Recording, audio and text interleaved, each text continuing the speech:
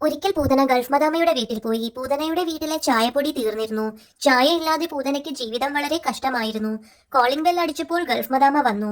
അപ്പോൾ പൂതന ചോദിച്ചു, ഗൾഫ് മദാമേ, നിന്റെ കയ്യിൽ ഇച്ചിരി ചായപ്പൊടി ഉണ്ടോ തരാൻ? എനിക്ക് ചായ ഇല്ലാതെ ജീവിക്കാൻ പറ്റില്ല. എന്റെ ചായപ്പൊടി ആകട്ടെ തീർന്നു പോയി. ഇത് കേട്ട് ഗൾഫ് മദാമ പറഞ്ഞു, ഷോർ പൂച്ചന ഡാർലിംഗ്, അകത്തേക്ക് വരൂ. ചായയും ദോശയും മാങ്ങയും ഒക്കെ ഞാൻ തരാം. And let's do a sleepover. ഇതും പറഞ്ഞ് അവർ അകത്തേക്ക് പോയി. ഗൾഫ് മദാമ പൂതനയ്ക്ക് ചായ കൊടുത്തതിന് ശേഷം പലഹാരങ്ങളും ഒരുപാട് കൊടുത്തു. ആക്രാന്തത്തിൽ പൂതന അതെല്ലാം തന്റെ സാരിയിലാക്കി. പൂതന പറഞ്ഞു, അയ്യോ, എന്റെ സാരിയിലെല്ലാം പലഹാരങ്ങൾ ഉരുണ്ട വീണോ. അപ്പോൾ ഗൾഫ് മദാമ പറഞ്ഞു, അച്ഛനെന്താ പൂച്ചന ഡാർലിംഗ്, നിനക്കിടാൻ ക്യൂട്ട് ക്ലോത്ത്സ് ഞാൻ തരും. എന്നിട്ട് ഗൾഫ് മദാമ പൂതനയെ തന്റെ ബെഡ്റൂമിൽ കൊണ്ടുപോയി ഒരു ക്യൂട്ട് കോഴ്സെറ്റ് ടോപ്പും മിനി സ്കർട്ടും കൊടുത്തു. ഇത് കണ്ടതിന് ശേഷം ഗൾഫ് മദാമ ഉറക്കെ കുടുകുടാ എന്ന് ചിരിച്ചു. പൂതനയ്ക്ക് കോഴ്സെറ്റ് ടോപ്പും മിനി സ്കർട്ടും ഇഷ്ടമായിരുന്നു. പക്ഷെ ഗൾഫ് മദാമയുടെ ചിരി കണ്ട് പൂതനയ്ക്ക് ദേഷ്യം തോന്നി.